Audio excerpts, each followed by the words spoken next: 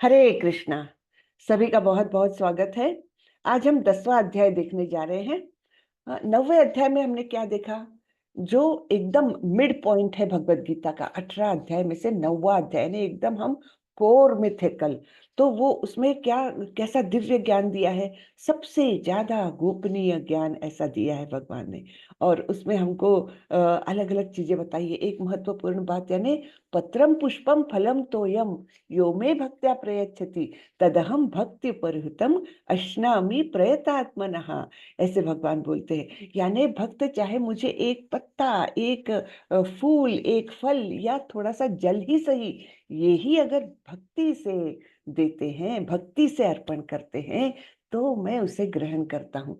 और ये श्लोक में भक्ति शब्द 2 बार आता है ना। पत्रम पुष्पम फलम तोयम यो में भक्त्या प्रयच्छति, भक्त के द्वारा, है ना। तदहम भक्ति परयुतम अश्नामि प्रयतात्मना, यानी भक्ति पर कितना जोर दिया है भगवान ने। तो ऐसे वैसे कोई भी जाकर के भगवान को अर्पण करता है, भगवान ग्रहण नहीं करते हैं। अभक्तों के हाथ से कुछ ग्रहण नहीं करते हैं। इसलिए आपको पता है, इस्कॉन के मंदिरों में भगवान की रसोई में केवल जो 16 माला करते हैं, ऐसे दीक्षित, दीक्षा लिए हुए भक्त ही प्रवेश करके भगवान के लिए भोग बना सकते हैं।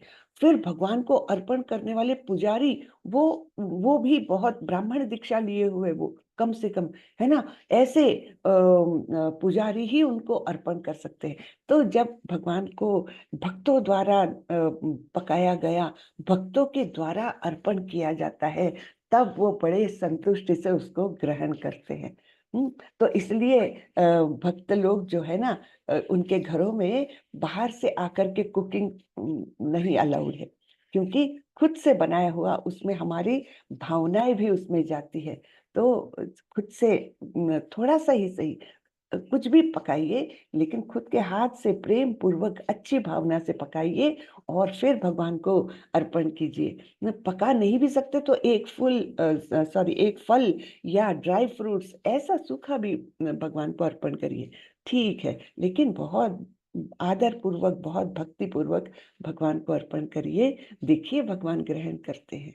हाँ, और फिर वो जो भगवान को चढ़ाया हुआ भोग है, वो प्रसाद बन जाता है। और फिर प्रसाद को घर के सभी लोगों ने ग्रहण करना चाहिए, है ना। तो उससे हमने देखा था, तीसरे अध्याय में भगवान ने बताया था कि किस प्रकार भगवान का जो प्रसाद ग्रहण करते हैं, उनमें अंतःकरण से शुद्धि होने लगती है। उनके जो दिमाग के सूक्ष्म तंतु है, स्मृति के सूक्ष्म तंतु, वो और ज्यादा डेवलप होने लगते हैं। और इस प्रकार वो मतलब अंदरूनी तरीके से एक सेहतमंद वो महसूस करने लगते होते हैं। हाँ, इस प्रकार से ये प्रसाद की महिमा है।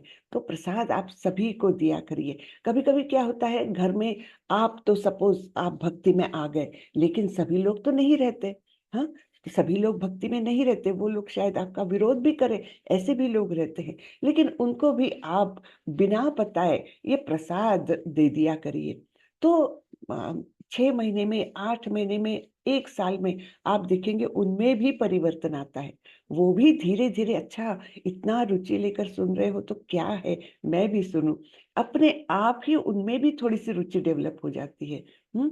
तो ये प्रसाद की महिमा है कि वो अभक्तों को भी भक्त बना सकते हैं, अगर उनको धीरे धीरे धीरे रोज ये प्रसाद ग्रहण करने को दिया जाए तो ऐसी महिमा है प्रसाद की। चलिए, हरे कृष्णा। तो ये एक श्लोक देखा हमने, पत्रम पुष्पम फलम तोयम यो मे भक्त्या प्रयच्छति तदहम भक्त्युपरीतम अश्नामि प्रयतात्मनः। और फिर और एक बात बताई भगवान ने, मनमना भव मद भक्तो मद्याजी माम नमस्कुरु, 4 बातें बताई है ना। तो इतना आसान तरीका है भगवान को पाने का। तो वो परम गुह्य ज्ञान यही है कि भगवान को पाने का तरीका क्या है, भगवत धाम जाने का तरीका क्या है। बहुत सिंपल सिंपल एक्टिविटीज है, यानी अपनी इंद्रियों को भगवान की सेवा में लगा दीजिए।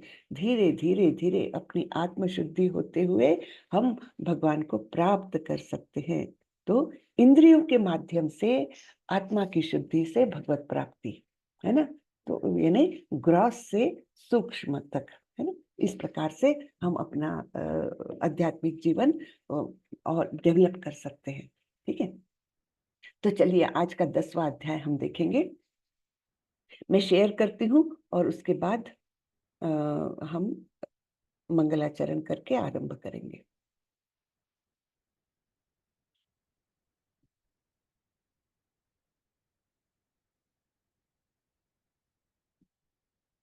ठीक है।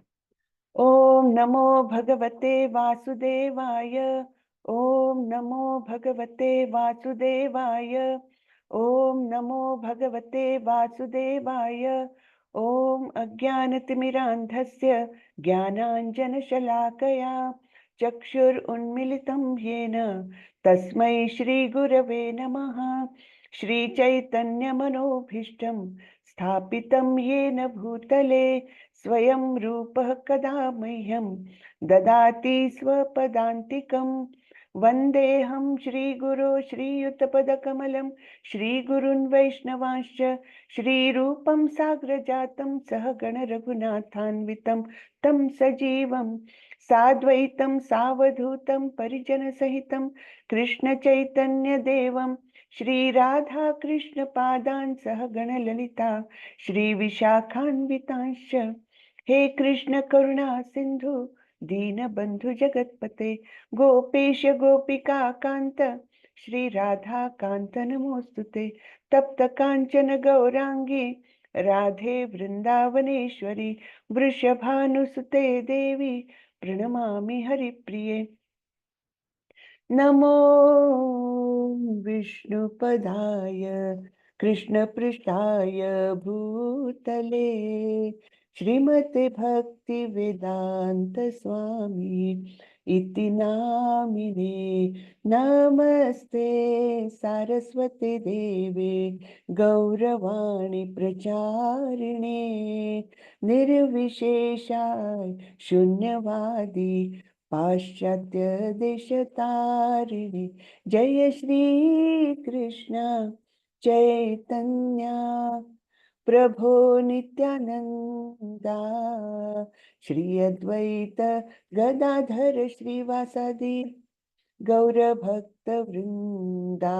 हरे कृष्णा कृष्णा कृष्णा हरे हरे हरे रामा राम राम हरे हरे हरे कृष्णा कृष्णा कृष्णा हरे हरे हरे रामा राम राम हरे हरे। हरे कृष्णा सभी को। हरे कृष्णा माता जी, दंडवत प्रणाम। हरे कृष्णा, दंडवत प्रणाम प्रभु। हरे कृष्ण माता जी। हरे कृष्णा। हरे कृष्णा माता जी, दंडवत प्रणाम। दंडवत प्रणाम प्रभु। हरे कृष्णा। तो आज का अध्याय है 10वां अध्याय, जिसका नाम है विभूति योग, अर्थात श्री भगवान का ऐश्वर्य। हमने दूसरे ही अध्याय में सुना था कि श्री भगवान, भगवान इस शब्द का अर्थ क्या है? षड ऐश्वर्यों से संपूर्णतया युक्त, ऐसे जो होता है उसको भगवान कहते हैं। जैसे धनवान, धन जिसके पास है वो धनवान, वैसे ही भगवान यानी भग जिसके पास है वो भगवान। तो भग का की परिभाषा ये है जो 6 ऐश्वर्य है ना, सुंदरता, धन, बल और ज्ञान और यश और वैराग्य, ये 6 ऐश्वर्य जिसके पास संपूर्णतया है, उनके जितना किसके पास नहीं, और उनसे ज्यादा तो किसी के पास ही नहीं, किसी के भी पास नहीं, है ना। ऐसे जो है वो भगवान। तो ऐसे श्री भगवान का हम ऐश्वर्य देखने जा रहे हैं। श्री भगवानुवाच भूय एव महाबाहो शृणु मे परमं वचः यत्तेऽहं प्रीयमाणाय वक्ष्यामि हितकाम्ययः। श्री भगवान ने कहा, हे महाबाहु अर्जुन, और आगे सुनो, क्योंकि तुम मेरे प्रिय सखा हो, अतः मैं तुम्हारे लाभ के लिए ऐसा ज्ञान प्रदान करूंगा जो अभी तक मेरे द्वारा बताए गए ज्ञान से श्रेष्ठ होगा। तो अब यहाँ पर बोल रहे हैं कि क्योंकि तुम मेरे प्रिय सखा हो। इसके पिछले अध्याय में क्या बोला था भगवान ने? क्योंकि तुम कभी मुझसे ईर्ष्या नहीं करते, इसलिए मैं ये परम गुह्य ज्ञान तुमको बताने जा रहा हूँ, ऐसे पिछले अध्याय में बताया। और अभी बोल रहे हैं क्योंकि तुम मेरे प्रिय सखा हो, प्रिय मित्र हो, इसलिए तुम ये मेरे द्वारा प्रदत्त ये ज्ञान तुम सुनो। हाँ, और ये ज्ञान कैसा है कि अभी तक मैंने जो जो तुमको बताया उससे भी आगे श्रेष्ठ है, उससे भी अच्छा ज्ञान मैं तुमको दे रहा हूँ। तो ये दो क्वालिफिकेशंस बताई है अर्जुन की। क्या? कि वे कभी भगवान से ईर्ष्या नहीं करते और वे भगवान से साख्य रस में जुड़े हुए हैं, सखा है वो भगवान के, है ना। तो हमको भी क्या करना है, हमारा अंतःकरण शुद्ध करना है, किसी के भी प्रति कभी ईर्ष्या का भाव ना आए, है ना। कभी भी ये काम क्रोध लोभ मोह मद मत्सर, ये जो षड रिपु है, ये हमारे मन में ना रहे। और वो कैसे होगा? धीरे धीरे जैसे जैसे हम जप करेंगे, जैसे जैसे भगवान की लीलाएं सुनेंगे, उनकी कथाएं सुनेंगे, तो धीरे धीरे धीरे हमारे अंदर जो मैल भरा हुआ है, बहुत मैल है हमारे अंदर। हाँ, जब हम जप करने बैठते हैं ना, तब हमारी विचार देखिए कहाँ कहाँ भागते हैं। ये सब हमारे अंदर का मैल है। हमको कभी कभी सपने कैसे आते हैं, है ना। जो सपने क्या है, एक्चुअली हमारे विचारों का ही प्रतिबिंब है, यानी ही वो दर्शाते हैं कि किस प्रकार मलिनता है हमारे अंदर। तो ये सारी मलिनता निकालने के लिए सबसे कारगर है हरि नाम का जप और भगवान की लीलाएं सुनना। हाँ, भगवान के बारे में सुनना, श्रवणम कीर्तनम, लोगों को बताना। जब हम लोगों को बताते हैं तो हम सुनते भी हैं और दूसरों को भी फायदा करते हैं, तो डबल फायदा हो जाता है। और सतत स्मरण, है ना, सतत स्मरण, चाहे आप कुछ भी कर रहे हो, एक हमारे मन में हरे कृष्ण का जप चलते रहना चाहिए, या भगवान की कोई लीला बैकग्राउंड में ऐसी चलती रहनी चाहिए, सतत स्मरण भगवान का, है ना। तो इससे हमारा शुद्धिकरण हो जाएगा। और जब शुद्धिकरण हो जाएगा, तब हम कोई रस से कोई भाव से हम भगवान से जुड़ सकेंगे, रिश्ता बना सकेंगे। जैसे अर्जुन उनके मित्र हैं, वैसे हम भी शायद भगवान के या तो मित्र, या तो दास, या तो वात्सल्य रूप में उनके वो पिता माता, इस प्रकार से, या माधुर्य रस में, इस प्रकार से हम जुड़ सकेंगे भगवान से। एकदम से अभी पॉसिबल नहीं है, लेकिन धीरे धीरे जैसा शुद्धिकरण होगा हमारा, तो हम भगवान से ऐसे जुड़ सकते हैं, और तब कहीं भगवत प्राप्ति की ओर बिल्कुल निकट आ जाएंगे हम। न मे विदुः सुरगणः प्रभवं न महर्षयः, अहम आदिर्हि देवानां महर्षीणां च सर्वशः। न तो देवतागण मेरी उत्पत्ति या ऐश्वर्य को जानते हैं, और न महर्षिगण ही जानते हैं, क्योंकि मैं सभी प्रकार से देवताओं और महर्षियों का भी कारण स्वरूप हूँ। हाँ, यानी उनका उद्गम भी मुझसे ही हुआ है। तो सभी कुछ जो भी उत्पन्न हुआ है, वो उत्पत्ति का स्रोत क्या है? भगवान स्वयं है। तो जब भगवान से उत्पन्न हुए हैं, इसलिए वो भगवान के बारे में पूर्णतया नहीं जानते, है ना। क्योंकि जैसे हम एक उदाहरण सोच सकते हैं, जैसे बच्चा माँ के गर्भ से उत्पन्न होता है, तब गर्भ मतलब जन्म के बाद के सारे माँ के कार्यकलाप उसको पता रहेंगे, लेकिन पहले माँ कैसी थी, बचपन में माँ कैसी दिखती थी, बचपन में माँ कैसे खेलती थी, क्या क्या करती थी, उनके कौन मतलब परिवारजन तो खैर सुन के पता चलता है, लेकिन उनके सहेलियां कौन थी, क्या करती थी, ये डिटेल में उस बच्चे को नहीं पता हो सकता, है ना। वैसे ही यहाँ पर बता रहे हैं कि क्योंकि देवतागण महर्षिगण सारे ही मुझसे ही उत्पन्न हुए हैं, इसलिए वे मुझे संपूर्णतया नहीं जान सकते। जो मुझे अजन्मा अनादि समस्त लोकों के स्वामी के रूप में जानता है, मनुष्य में केवल वही मोह रहित और समस्त पापों से मुक्त होता है। तो भगवान के स्वरूप को जानना, ऐसा जब हम पूर्णतया कर सकेंगे कि भगवान का स्वरूप कैसा है, भगवान का कभी भी जन्म नहीं हुआ है। हाँ, वो पहले से थे, समय के पहले से थे, हमेशा से थे, अजन्मा अनादि, उनका कोई शुरुआत ऐसी नहीं है, समस्त लोकों के स्वामी।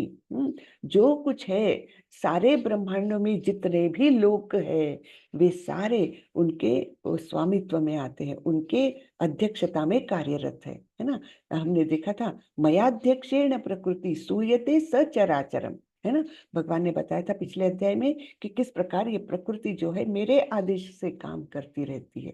हाँ, और हेतु नाने न कौन्तेय भूल गई ठीक है। तो इस प्रकार से सभी लोगों के, सभी सृष्टियों के स्वामी कौन है? भगवान है। तो ऐसा जो जानता है वही मोह रहित और समस्त पापों से मुक्त हो सकता है।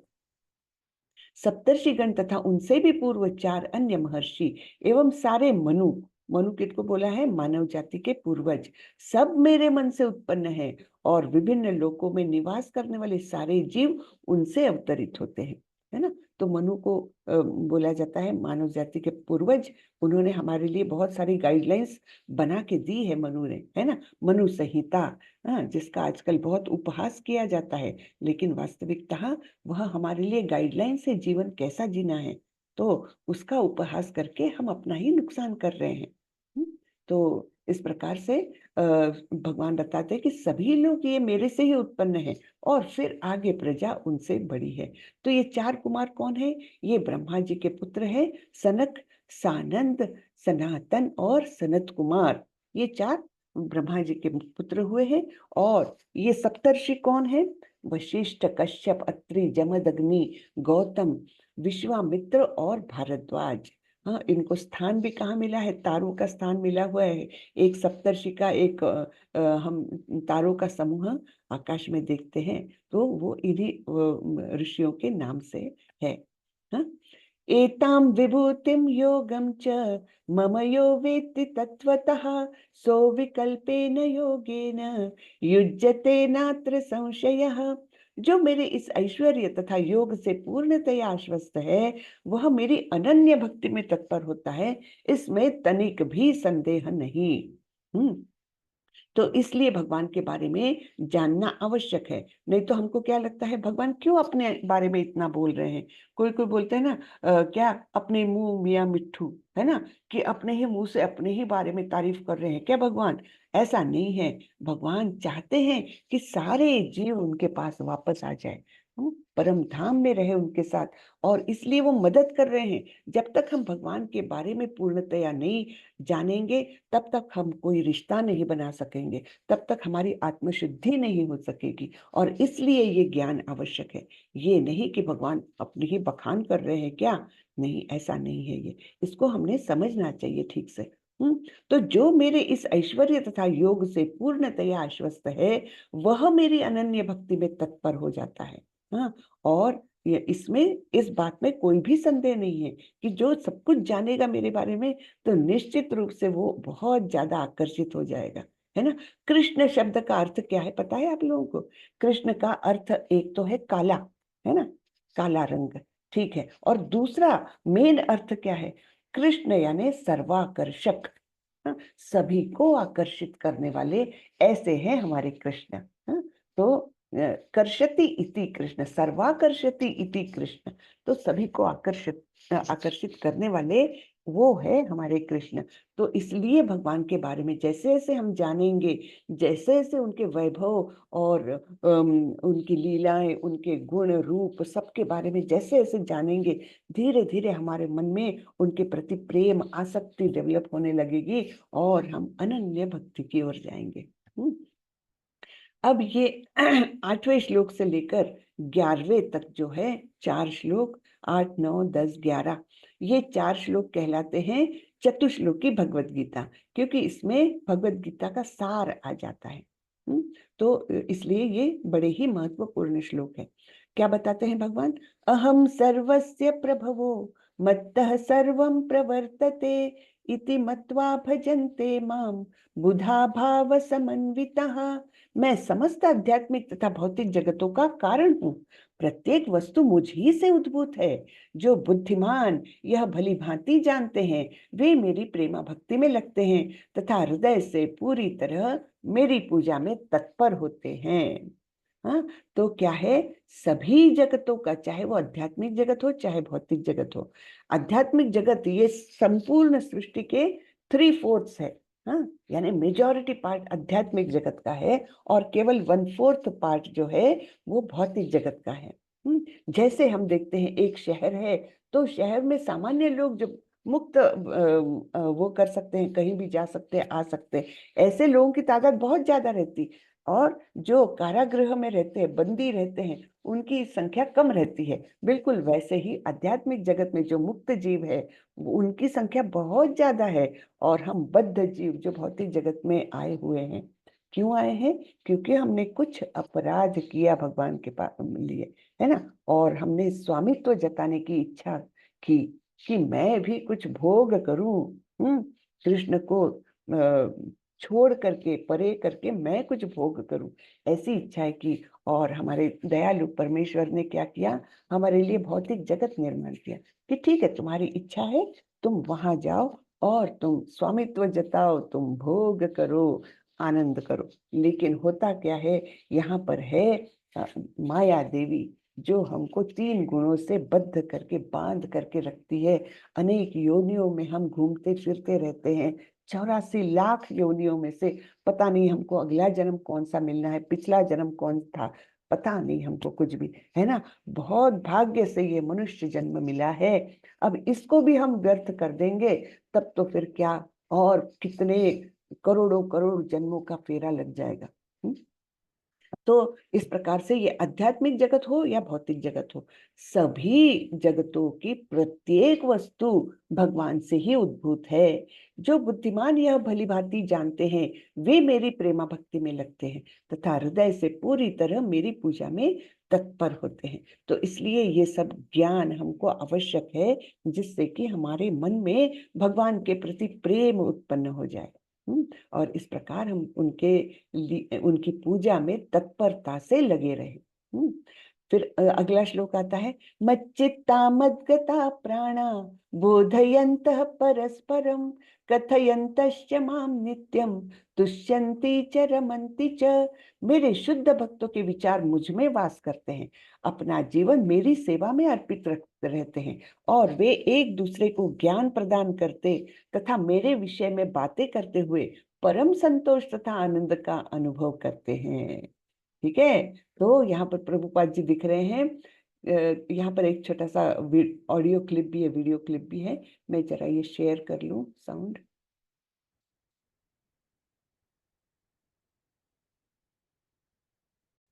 हाँ, तो ये हम देखेंगे कि किस प्रकार प्रभुपाद जो है पूरा जीवन तो उन्होंने समर्पित कर ही दिया, उसके बाद ऐसे भक्तगण बनाए कि केवल भगवान के श्रवण कीर्तन इसमें लगे रहते थे और अत्यंत आनंदित रहते थे। हर एक के चेहरे देख लीजिए आप, ऐसा आनंद आपको भौतिक जगत में दिखेगा ही नहीं। यहाँ पर भौतिक जगत में हम देखेंगे हर एक कोई टेंशन में है, हाँ, हर एक कोई कुछ ना कुछ समस्या से ग्रसित है, हर एक के मन में चिंताएं भरी हुई है ना। कोई सुख जो है वो है ही नहीं भौतिक जगत में। सुख का केवल एक प्रतिबिंब मात्र हम देखते हैं और वो क्षणिक रहता है। लेकिन ये जो सुख है, आध्यात्मिक सुख, वो है असली। हाँ, तो उसको हम देखते हैं किस प्रकार से ये भजन कीर्तन हो रहा है। Hare Krishna, कृष्ण कृष्ण हरे हरे, हरे राम राम राम हरे हरे, हरे कृष्ण कृष्ण कृष्ण हरे हरे, हरे राम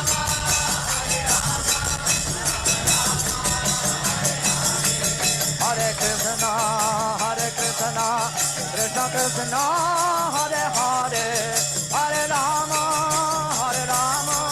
राम राम हरे हरे,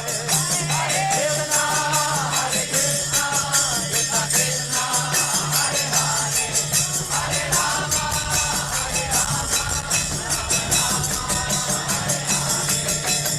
हरे राम हरे कृष्ण कृष्ण कृष्ण हरे हरे, हरे राम राम राम हरे हरे, हरे कृष्ण कृष्ण कृष्ण हरे हरे, हरे राम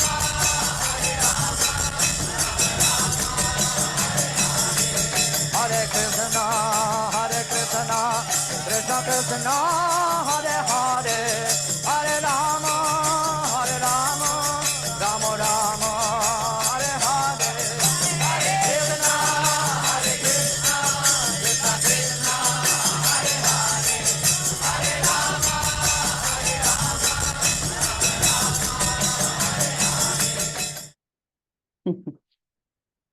था ना, अच्छा लगा ना? तो ऐसे Hare आनंद Krishna, बहुत अच्छा है। Krishna, हाँ, तो इस प्रकार ये आध्यात्मिक आनंद जो रहता है ना, वो असली आनंद है। बाकी तो भौतिक जगत का जो सो कॉल्ड सुख है, वो तो क्या है, केवल उसका प्रतिबिंब मात्र है। हम 15वें अध्याय में देखने जाएंगे, देखेंगे कि किस प्रकार ये संपूर्ण भौतिक जगत एक परछाई मात्र है आध्यात्मिक जगत की। हाँ, तो इसलिए वास्तविक सुख अगर हमको चाहिए तो वो केवल आध्यात्मिक सुख है, जो इस प्रकार से भजन कीर्तन भगवान की लीलाएं सुनना सुनाना इसमें है। हाँ, तो आगे बढ़ते हैं।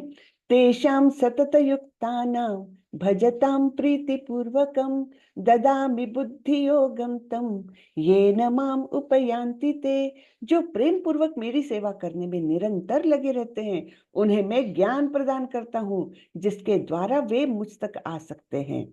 तो देखिए, भक्ति के बाद उनको ज्ञान मिल रहा है। ज्ञान के माध्यम से भी भक्ति मिल सकती है, लेकिन भक्ति का ये ऐसा है, हमने देखा था सीढ़ी कैसी है ना, कर्म योग, ज्ञान योग, फिर अष्टांग योग, फिर भक्ति योग। तो भक्ति योग ऐसा है कि भगवान ज्ञान अपने आप दे देते हैं, उसके लिए परिश्रम नहीं करना पड़ता। हाँ, तो जो प्रेम पूर्वक मेरी सेवा करने में निरंतर लगे रहते हैं, उन्हें मैं ज्ञान प्रदान करता हूँ, जिसके द्वारा, कौन सा ज्ञान है ये? फिजिक्स केमिस्ट्री मैथमेटिक्स का नहीं है ये, है ना? ये कैसा है? ऐसा ज्ञान है जिसके द्वारा वे मुझ तक आ सकते हैं। तो यहाँ पर हम देख रहे हैं, ये कौन है? ध्रुव महाराज। ध्रुव महाराज की कहानी हम शॉर्ट पे देख लेते हैं, बिल्कुल शॉर्ट में। तो किस प्रकार से वे केवल 5 वर्ष के थे और अपने पिता उत्तानपाद महाराज के गोदी में चढ़ने का प्रयत्न कर रहे थे। वहां पर उनका सौतेला भाई उत्तम कुमार पहले से बैठा हुआ था, तो इनको भी इच्छा हुई मैं भी पिता की गोदी में बैठूं, और वे पिता की गोदी में बैठने लगे।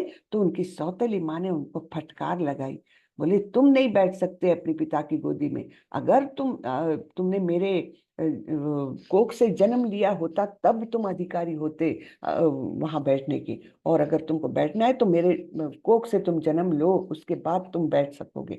तो इस प्रकार से उनको अपमानित करके वहां से आना पड़ा। 5 वर्ष के थे, तो रोते रोते अपनी माँ के पास आए, सुनीति के पास, और उनको बताया कि मुझे ऐसा ऐसे बोला, और मुझे अब ऐसा कुछ करना है कि जिससे मैं मेरे पिता से भी बड़ा राज्य, मेरे दादाजी से भी बड़ा राज्य मैं पा सकूं।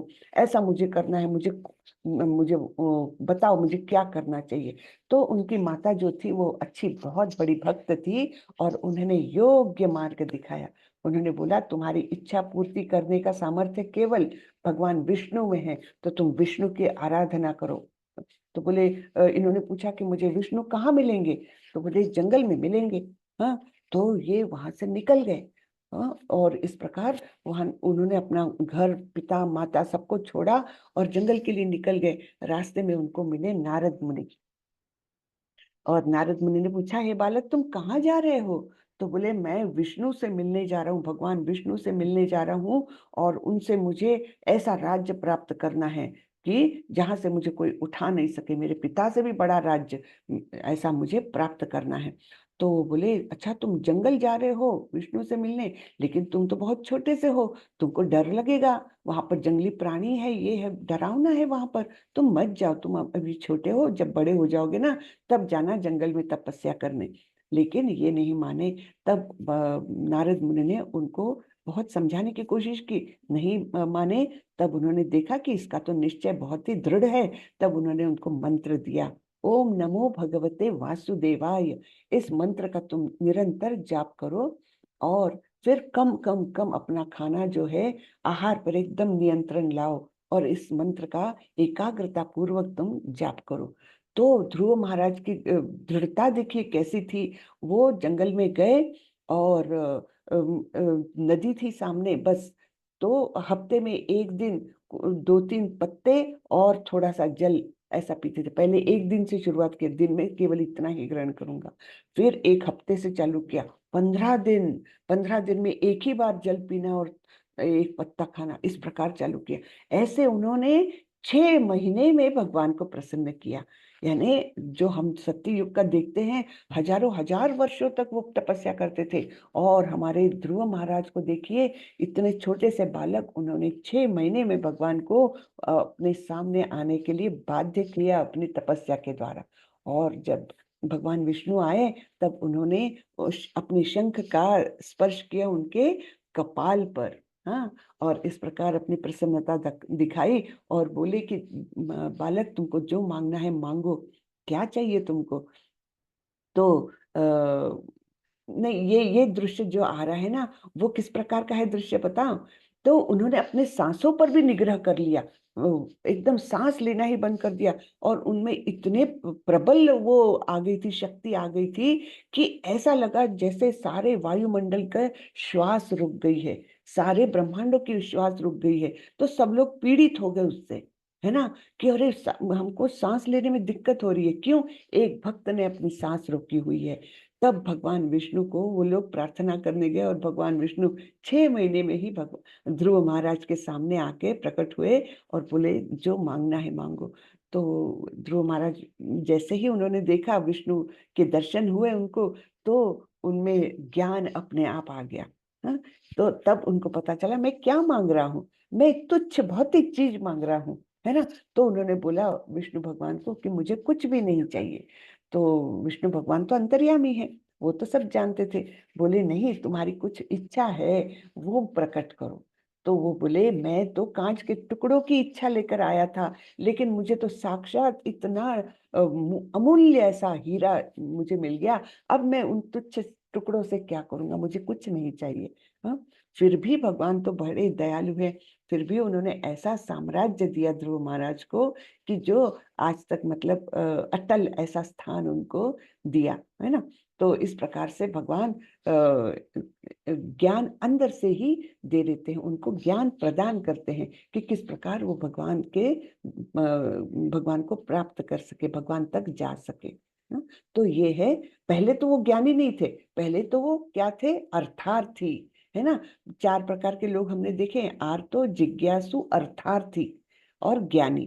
तो ये तो अर्थार्थी बन के गए थे, राज्य की प्राप्ति के लिए गए थे, लेकिन भगवान ने उनको अंदर से ऐसा ज्ञान दिया जिसके माध्यम से वे भगवत धाम तक गए। आगे आता है, ये अंतिम श्लोक है चतुश्लोकी भगवत गीता का। तेषाम एवानुकंपार्थम अहम अज्ञानजं तमः नाशयाम्यात्म भावस्थो ज्ञान दीपेन भास्वता। मैं उन पर विशेष कृपा करने के हेतु उनके हृदय में वास करते हुए ज्ञान के प्रकाशमान दीपक के द्वारा अज्ञान जन्य अंधकार को दूर करता हूँ। तो ऐसे जो भक्त है, उनके मन में वे क्या करते हैं, ज्ञान का दीपक जलाते हैं, जिसके माध्यम से सारा अज्ञान दूर हो जाता है। विशेष कृपा करते हैं ऐसे। हाँ, तो यहाँ पर हम परीक्षित महाराज देख रहे हैं जो भागवतम सुन रहे हैं शुक मुनि के द्वारा। हाँ, और वे 7 दिन 7 रात बिना कुछ जल पिए, बिना अपने स्थान से उठे, निरंतर वो सब सुनते रहे और इस प्रकार उन्होंने भगवत धाम को प्राप्त किया। और यहाँ पर हम देख रहे हैं ये देवाहुति है, तो ये स्वयं हुआ मनु की बेटी, और इनका विवाह हुआ था करदम ऋषि से, जो एकदम एकदम छोटे से आश्रम में रहते थे लेकिन अत्यंत तेजस्वी थे। और करदम मुनि ने भगवान से प्रार्थना की थी कि मुझे आपके जैसा पुत्र प्राप्त हो। और तब भगवान ने स्वयं हुआ मनु को उनके द्वार तक भेजा अपनी पुत्री के साथ। और स्वयं हुआ मनु स्वयं बोले उनको कि मेरी पुत्री से आप विवाह करिए। और तब देवाहुति जो है उसका विवाह करदम ऋषि से हो गया। और देखिए इतनी बड़ी राजकन्या इतने ऐश आरामों से रही, वो छोटे से आश्रम में पूर्णतया अपने पति के प्रति इतनी समर्पित हो गई कि उनकी तपस्या में दिन रात वो अपना खपा देती थी, दिन रात उनकी सेवा में लगाए रखा। और फिर उनको पुत्र हुआ जो कपिल मुनि।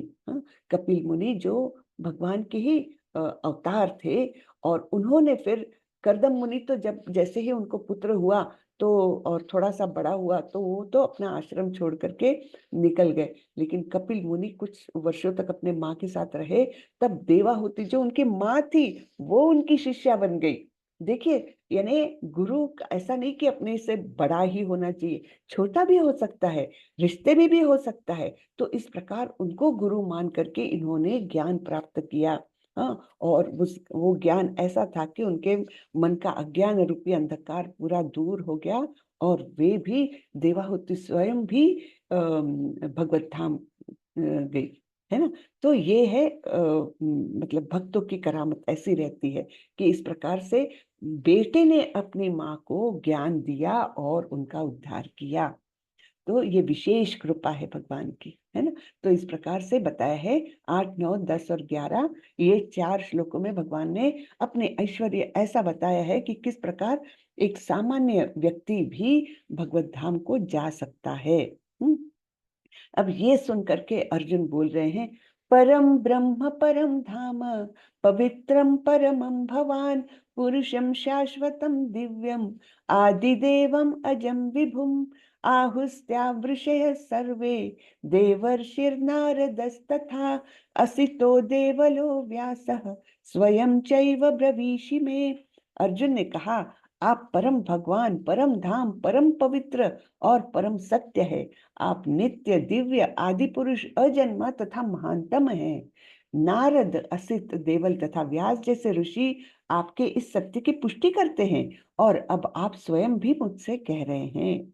तो अब अर्जुन के मन में कोई संदेह नहीं है कि यही परम ब्रह्म, परम धाम, पवित्र, है ना, सब कुछ, यानी भगवान ही, कृष्ण ही भगवान है। इसमें अब अर्जुन के मन में कोई संदेह नहीं है। और बोल रहे हैं तो कि ऐसे जो महान ऋषिगण हैं, इन्होंने भी आपके बारे में यही बोला है कि आप ही परम सत्य है, और अब आप भी मुझे यही बात बता रहे हैं। यानी क्या, कि अब मेरे मन में कोई संदेह नहीं है।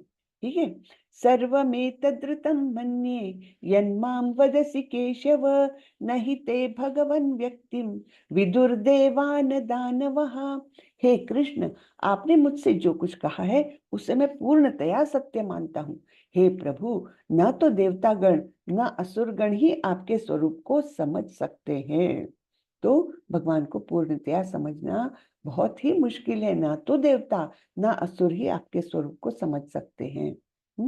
हे परम पुरुष, हे सबके उद्गम, हे समस्त प्राणियों के स्वामी, हे देवों के देव, हे ब्रह्मांड के प्रभु, निस्संदेह एकमात्र आप ही अपने को अपनी अंतरंगा शक्ति से जानने वाले हो। तो भगवान को पूर्णतया कौन जान सकता है? केवल भगवान ही जान सकते हैं, बाकी कोई नहीं। तो और वो भी अंतरंगा शक्ति के माध्यम से। हमने देखा था 3 प्रमुख शक्तियां हैं भगवान की। वैसे तो अनंत शक्तियां हैं, लेकिन ये 3 प्रमुख शक्तियां कैटेगरी की हुई है। एक अंतरंगा शक्ति, एक बहिरंगा शक्ति, और तीसरी है तटस्था शक्ति। हे कृष्ण, हे परम योगी, मैं किस तरह आपका निरंतर चिंतन करूं और कैसे आपको जानूं?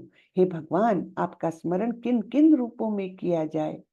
हे जनार्दन, आप पुनः विस्तार से अपने ऐश्वर्य तथा योग शक्ति का वर्णन करें।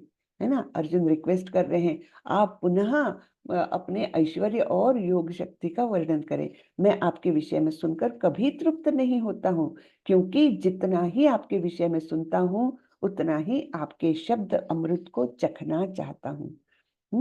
तो इस प्रकार से अर्जुन रिक्वेस्ट कर रहे कि मुझे आपके बारे में विस्तार से बताएं, आपके ऐश्वर्य कैसे हैं, आपकी योग शक्ति कैसी है, इनके बारे में और विस्तार से मुझे बताएं। मैं बहुत उत्सुक हूँ ये सब जानने के लिए, और मेरी कभी तृप्ति नहीं होती ये सब सुन के।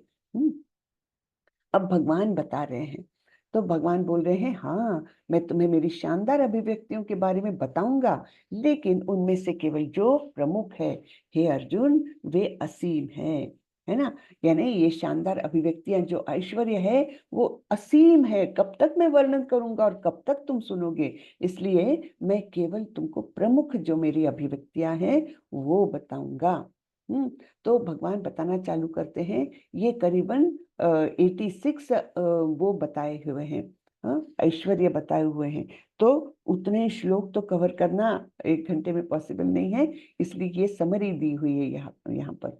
तो आदित्यों में मैं विष्णु हूँ, सितारों में मैं चांद हूँ, वेदों में मैं सामवेद हूँ, और देवताओं में मैं इंद्र हूँ, और इंद्रियों में मैं मन हूँ, जीवित प्राणियों में जीवन शक्ति हूँ, रुद्रों में शिव हूँ, है ना, यक्ष और राक्षसों में मैं कुबेर हूँ, पुजारियों में बृहस्पति हूँ, और जो सेनानी रहते, सेना नायक रहते हैं, उनमें मैं स्कंद हूँ, जलाशयों में मैं सागर हूँ, साधुओं में मैं भृगु हूँ, और ध्वनि कंपन में मैं ओम हूँ, है ना, पवित्र नाम का जप उसमें त्याग हूँ, अचलों में मैं हिमालय हूँ। इस प्रकार से भगवान ने बहुत सारे अपनी विभूतियां बताई है। देखिए देखिए कितने सारे हैं, है ना, 88 है। तो इस प्रकार से भगवान हर चीज में जो सर्वश्रेष्ठ है वो भगवान ही होते हैं। आगे बढ़ते हैं। यही नहीं है अर्जुन, मैं समस्त सृष्टि का जनक बीज हूँ। ऐसा चर तथा अचर कोई भी प्राणी नहीं है जो मेरे बिना रह सके। कुछ भी भगवान के बिना नहीं रह सकता। हे परंतप, मेरी दैवी विभूतियों का अंत नहीं है। मैंने तुमसे जो कुछ कहा वह तो मेरी अनंत विभूतियों का संकेत मात्र है। तो इतनी सारी 86 कुछ विभूतियां बताई है भगवान ने, और भगवान बोले ये तो केवल एक इंडिकेशन मात्र है, छोटा सा एक संकेत केवल है। हाँ, तो हरे कृष्ण माता जी। हरे कृष्णा जी। 82 बताई है। 82 है क्या? ओके ओके, मैं नंबर में कई बार गड़बड़ करती हूँ। 82, ओके, थैंक यू। हरे कृष्णा। हाँ, तो इस प्रकार से ये भगवान बोल रहे हैं कि दैवी विभूतियों का अंत नहीं है। तो ये सब कुछ जो मैंने बताया वो केवल एक संकेत मात्र है। तो यहाँ पर ये बताया गया है गोलोक वृंदावन में कैसे लीलाएं चलती रहती है भगवान की, राधा कृष्ण की लीलाएं, और अपने गोप सखों के साथ लीलाएं, सखियों के साथ लीलाएं, अपने माता पिता के साथ, ये सब निरंतर नित्य लीलाएं चलती रहती है। और ये जो उन्होंने सारे ब्रह्मांड को निर्माण किया, वहां पर अपने पुरुषावतार भेजे, और उनके द्वारा समस्त ब्रह्मांडों का चलन हो रहा है। हाँ, फिर यद्यद् विभूतिमत्सत्त्वं श्रीमद् ऊर्जितमेव वा तत्तद्देवावगच्छत्वं मम तेजोश संभवम। तुम जान लो कि सारा ऐश्वर्य, सौंदर्य तथा तेजस्वी सृष्टियां मेरे तेज के एक स्फुल्लिंग मात्र से उद्भूत है। हाँ, तो इतना सब कुछ कब तक मैं बताऊंगा? तुम केवल इतना जान लो कि सारा कुछ ऐश्वर्य जो कुछ है, हाँ, तो वो, और सौंदर्य तथा तेजस्वी सृष्टियां, यानी सारे सूर्य चंद्र तारे जो कुछ है तेजस्वी आपको लगते हैं, वो सब कुछ मेरे तेज के एक छोटे से तिनके से मात्र उद्भूत है। एकदम छोटा सा स्फुल्लिंग, बड़ी आग है और उसमें से एक छोटा सा तेज का टुकड़ा बाहर आ जाए तो कितना है? कुछ भी नहीं फर्क पड़ता ना। बस वैसे ही है सारा कुछ जो कुछ तुम देख सक रहे हो, सुंदरता है और ऐश्वर्य है, जो कुछ है वो सब मेरे तेज के एक छोटे से तिनके मात्र से उद्भूत है। अथवा बहुनैतेन किं ज्ञातेन तवार्जुन विष्टभ्याहम इदं कृष्णम एकांशेन स्थितो जगत। किंतु हे अर्जुन, इस सारे विशद ज्ञान की आवश्यकता क्या है? मैं तो अपने एक अंश मात्र से संपूर्ण ब्रह्मांड में व्याप्त होकर इसको धारण करता हूँ। तो एक छोटा सा अंश भगवान का सारे ब्रह्मांडों को व्याप्त करता है और धारण भी करता है। तो भगवान कितने महान है ना। हम सुनते हैं केवल कि भगवान बहुत महान है, लेकिन महान है यानी क्या और कितने महान है, तो इसका थोड़ा सा आकलन हम इस अध्याय के माध्यम से कर सकते हैं, है ना, कि सारा जो कुछ हम देख सकते हैं, नहीं देख सकते हैं, कल्पना कर सकते हैं, वो सब कुछ निर्मित कहाँ से है? भगवान के एक अंश मात्र से है ना। तो इस प्रकार ऐसे भगवान महान है, और इसलिए भगवान को जरूरत मतलब इसलिए भगवान ने इस भगवत गीता में ये अंश डाला है कि जिससे हम भगवान को जान सके, भगवान की महानता को जान सके, कितना प्रमाण है उनके विभूता का, है ना, विभूतियों का कैसा प्रमाण है, वो हम थोड़ा सा जान सके, और उसके माध्यम से फिर हम धीरे धीरे उनके प्रेमा भक्ति में लग जाए। तो ये बताया है कि मैंने अपने एक अंश मात्र से संपूर्ण ब्रह्मांड को व्याप्त किया है और उसको धारण भी किया है। हाँ, तो स्वामी प्रभुपाद जी के कुछ शब्द हम पढ़ते हैं। श्रीला प्रभुपाद की जय। भगवान अपने अंश के विस्तार से परमात्मा रूप में सर्वव्यापी है, जो हर विद्यमान वस्तु में प्रवेश करता है। अतः शुद्ध भक्त पूर्ण भक्ति में कृष्ण भावनामृत में अपने मनों को एकाग्र करते हैं, अतएव वे नित्य दिव्य पद में स्थित रहते हैं। इस अध्याय के श्लोक 8 से 11 तक कृष्ण की भक्ति तथा पूजा का स्पष्ट संकेत है। शुद्ध भक्ति की यही विधि है। इस अध्याय में इसकी भलीभांति व्याख्या की गई है कि मनुष्य भगवान की संगति में किस प्रकार चरम भक्ति सिद्धि प्राप्त कर सकता है।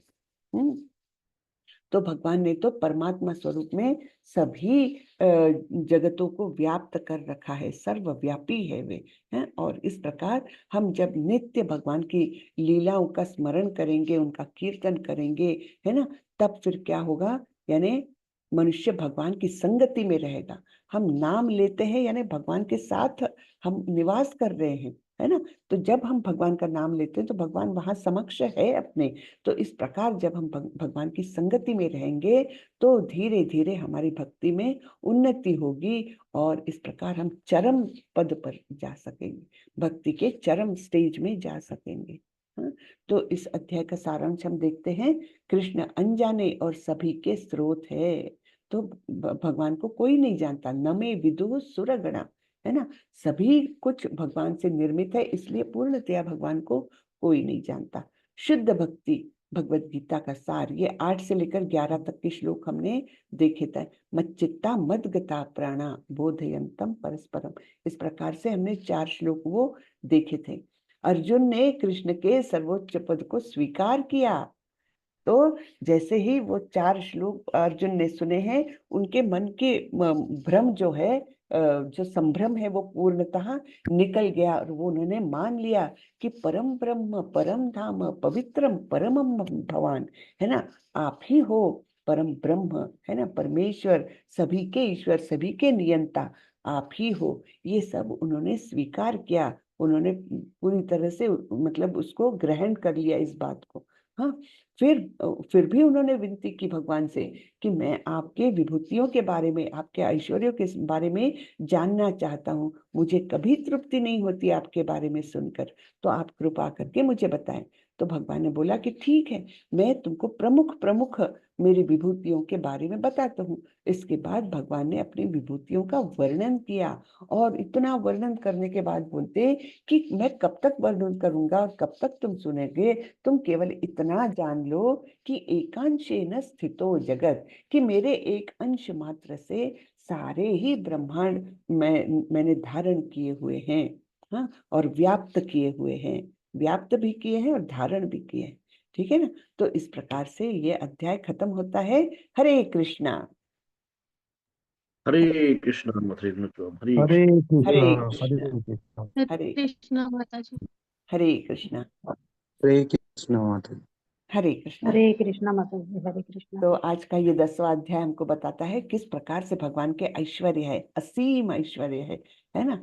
और जब हम भगवान की महानता को जानते हैं तब धीरे धीरे हम उनके प्रति एक आकर्षण पैदा करते हैं, प्रेम पैदा करते हैं, है ना। और फिर हमारी भक्ति में उन्नति होती है।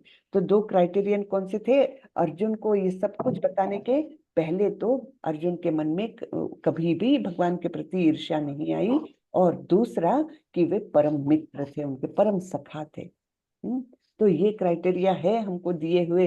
तो हमने भी यही करना है, हमारे अंतःकरण की शुद्धि करना है और फिर भगवान से एक रिश्ता बनाना है, वो अपने आप बनेगा, है ना। तो अंतःकरण की शुद्धि कैसे? छेतो दर्पण मार्जनम, है ना। चैतन्य महाप्रभु बता के गए हैं कि ये जैसे जैसे हम जप करेंगे वैसे वैसे हमारे मन रूपी दर्पण का मार्जन होते जाएगा, साफ होते जाएगा हमारा अंतःकरण। ठीक है। हरे कृष्ण। किसी को कुछ प्रश्न है, पूछना है तो पूछे। हरे कृष्ण।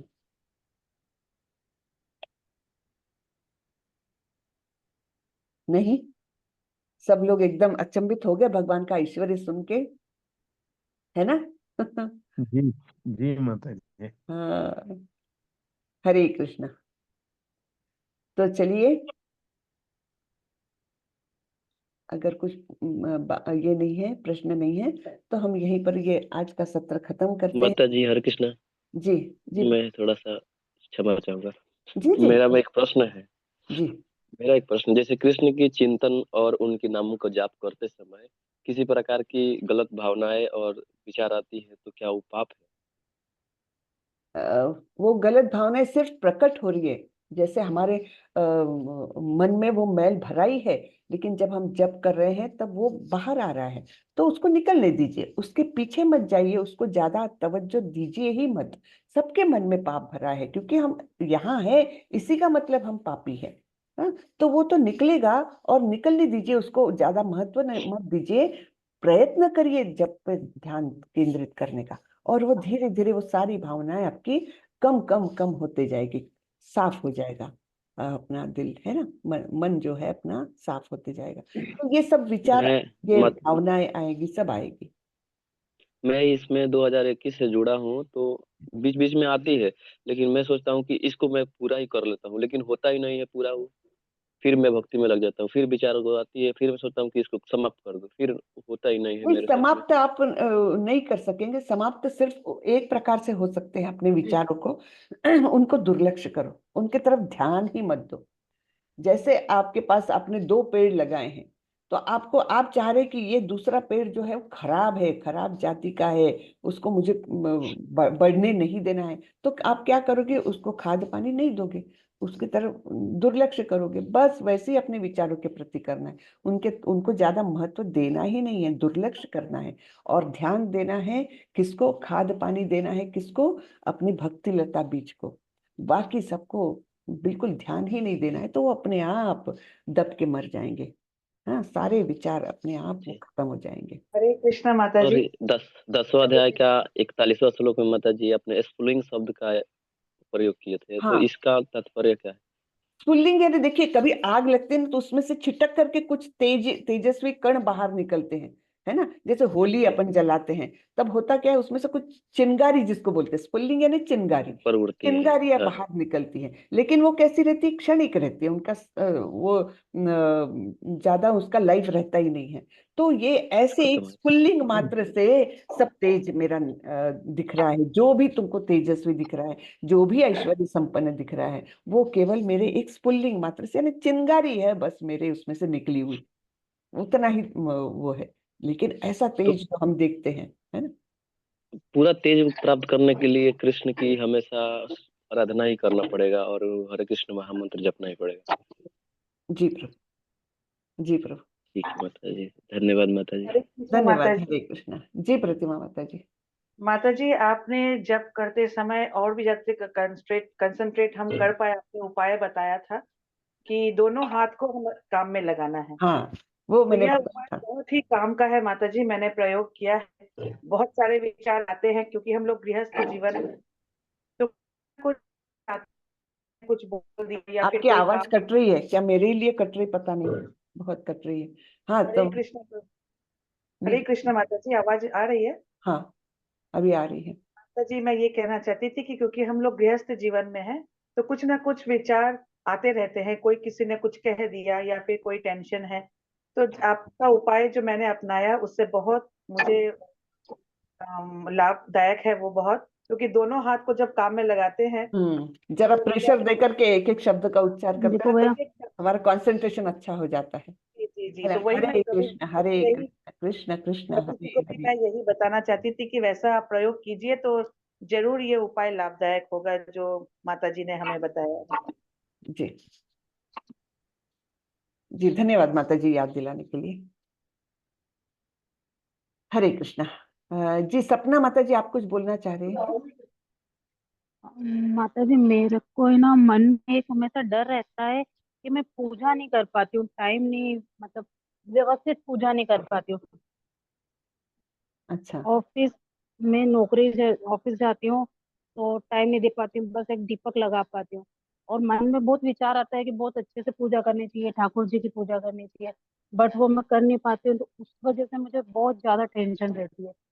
नहीं नहीं, टेंशन मत लीजिए माता जी। हाँ, आप भक्तिभाव से दीपक भी लगा रही है तो कोई बात नहीं। मन में मानस पूजा आप कर लिया करिए थोड़े दिन, फिर धीरे धीरे ऐसा होगा। मानस पूजा है ना, मन में आप ऐसा सोचिए जैसे आप ट्रैवल कर रही है ऑफिस के लिए, तब तो आप कुछ नहीं कर रही है। मानस पूजा कर हाँ लीजिए तब, कि मैं भगवान को नहला रही हूँ, मैं भगवान का श्रृंगार कर रही हूँ, भगवान को तुलसी फूल अर्पण कर रही हूँ, भगवान को भोग चढ़ा रही हूँ।